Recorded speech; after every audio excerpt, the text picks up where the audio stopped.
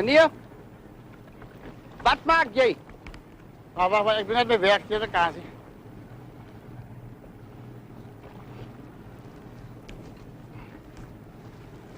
Jong, wat maak jy? Meneer, luister. Ik is een C-speedkop.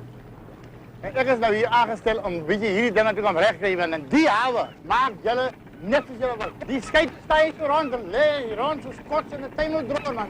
Jullie kan niet zo aangaan, niet? Klaas, ik wil voor jou wat ik zeggen. Wie de fuck is Klaas? Zijn niet Klaas? Ek ken nie as die dollars se skei se naam nie. Dan wil jy kom plak jy goed dit in my fucking skei op. Ik moet immers beginnen. Jij lijkt mij aardig genoeg om te beginnen bij. Ja, maar jy kan mos net kom goed 'n plak hier op my skei nie man. Wie gee jou die fucking reg om op my skei te plak? Klaas, luister eens zo. Kijk nou eens zo. Jong, ek is die fucking Klaas hier. Weet jy as die fucking skei se naam nie? Kijk aan zo zijn die tyres die scheiden klaar.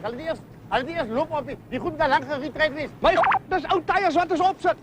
Hulle paak soos die hond se gat hier so man. Ek kan nie so met hom toelaat nie man. Die dollars se skei lê op 'n mooring as jy kyk, kan jy sien hy lê gatte kopkant op 'n fucking mooring. Maar is Dis die soos hy hoop. Want kyk, julle was ek in julle onderbroek ook. Jy kyk hoe lekker hier in die water. Kijk, Luister, dis- ek het 'n fucking huis. Ek is nie jy wat 'n fucking huis soekie. Ek het 'n huis waar ek my dollars se klere kan laat was. Ja, maar jy weet een ding man.